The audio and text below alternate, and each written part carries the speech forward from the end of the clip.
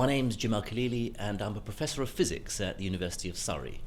I'm here today to talk about my vision for science and maths education in the future in this country.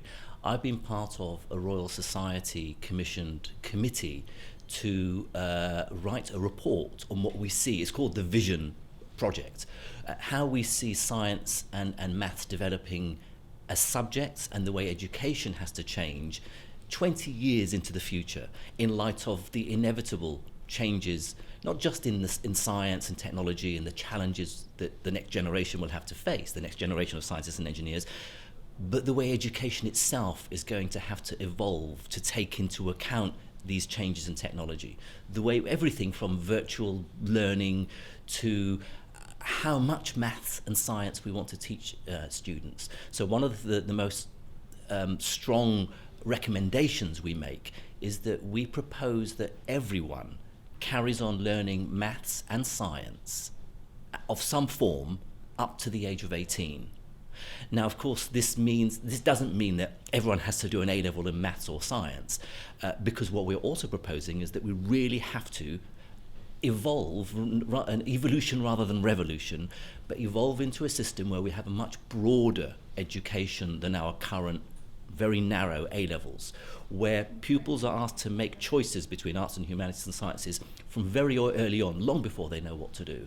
So we're advocating a return to some form of baccalaureate system that is modelled on what would work best in this country, not necessarily the IB, but that would ensure a broad education, everyone to do some form of maths and science, not just because we have a shortfall in scientists and engineers in this country, which we do, but because we need a more scientifically and mathematically literate population. So that's something that I'm going to be pushing, that's something I'm talking about here at this conference.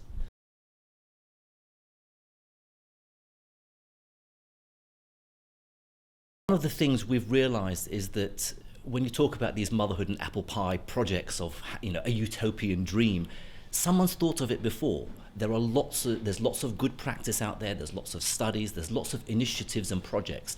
And for us, for the Royal Society, I think we feel we're in a position to bring those good ideas together. There's a lot that can be done, linking schools and colleges with industry, for instance, trying to push to produce more vocational streams. So when we talk about a broader education system, we don't just mean preparing our future top scientists and engineers who are going to go to university, but vocational streams, lots more apprenticeships, lots more closer links between colleges, schools and industry. These are things that are sort of happening now, but need to be brought out into the open, into sort of the mainstream, so that people understand what can be done and try and learn from them and really sort of mesh these good ideas together.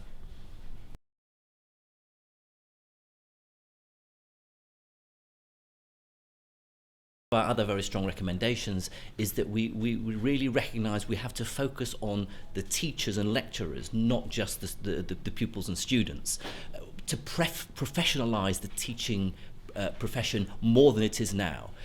Teachers and lecturers have, for the last at least 2 parliaments, been constantly having to cope with the constant tinkering with curricula and formats and assessment, which means they're under pressure, undervalued, underappreciated.